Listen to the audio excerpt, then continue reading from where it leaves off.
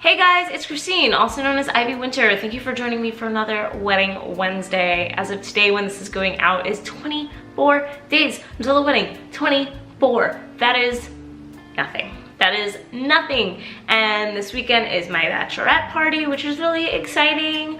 It is a co-ed bachelorette party because I have two men on my side and I wanted them included. So it'll be great. We're going out to the Hamptons. We're gonna just cook some dinner on a grill, go to a winery, go to a pub, drink some drinks in a hot tub. It's gonna be great.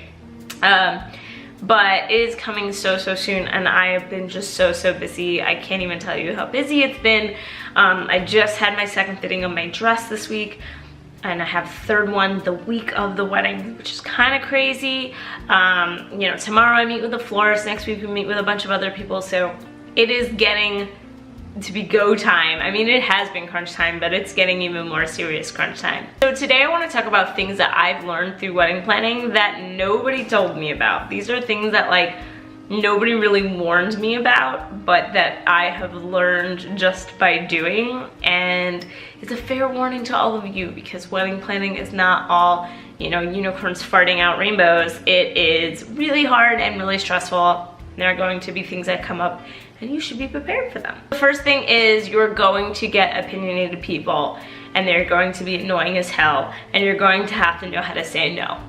And some of these people are going to be predictable. You might know that there's a certain family member who's always wants to control things or has opinions on things, and you've always dealt with that. And some of these people might be a surprise.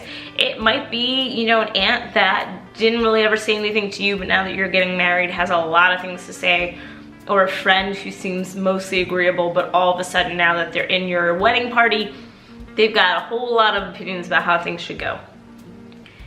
Learn how to say no. Learn how to know what your vision is and to say no to suggestions. That doesn't mean don't be open to suggestions, because I feel like I've gotten a lot of really good ideas and tips and advice from people and been like, oh yeah, let's do that, like that's great. But don't feel like you have to be a pushover, especially when it comes to family and immediate family. I think the biggest stress for people is parents getting involved, or, you know, a sister or future sister-in-law, brother-in-law who might be in the wedding party and feeling like because they're immediate family that they have more say, more power, and you need to listen to them more.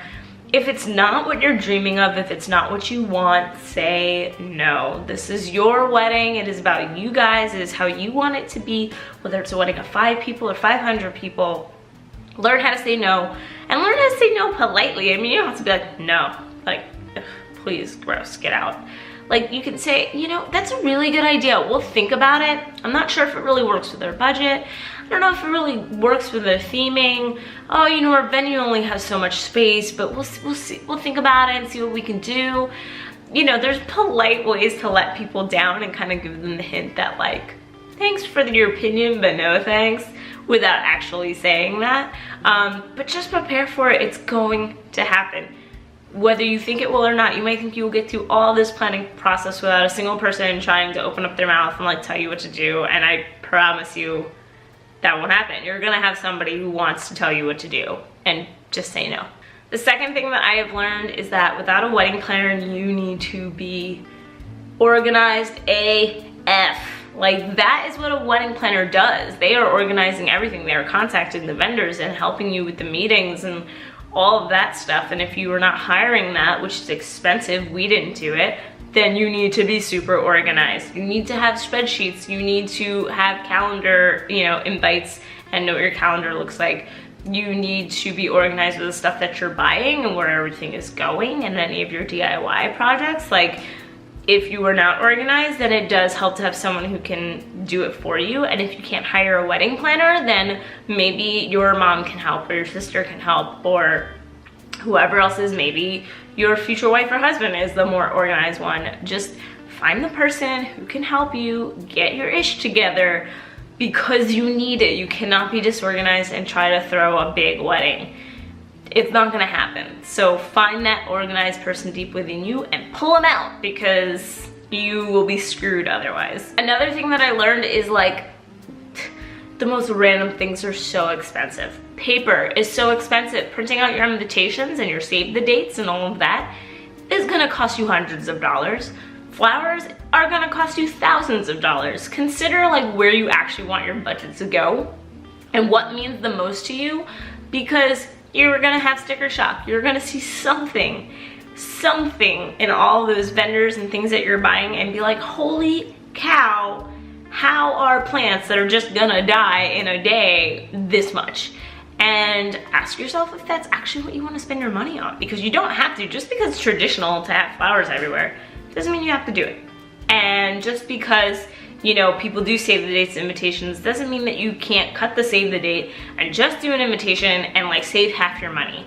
I mean, buying stamps alone costs us so much money. It was like unbelievable. So consider ways to cut back and just don't be surprised by a little bit of sticker shock, which in turn, you know, budget a little higher than you think. If your budget is $10,000, make it 15. If your budget is $50,000, make it 60.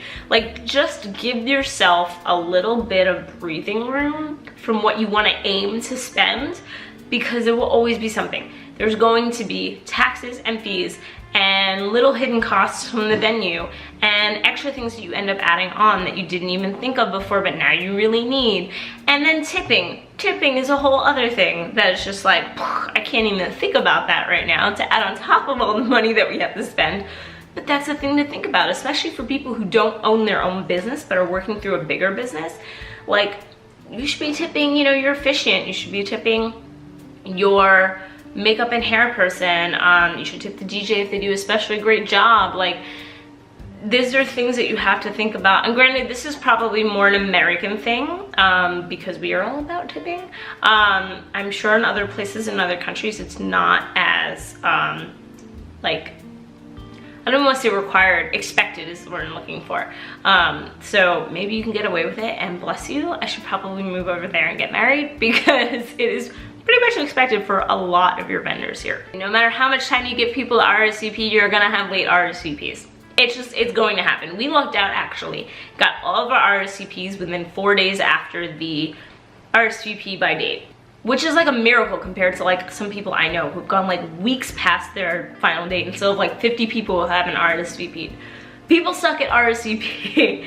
Just accept it. We did online and mail, and surprisingly more people did mail, I guess because, you know, they had the postage, it was there.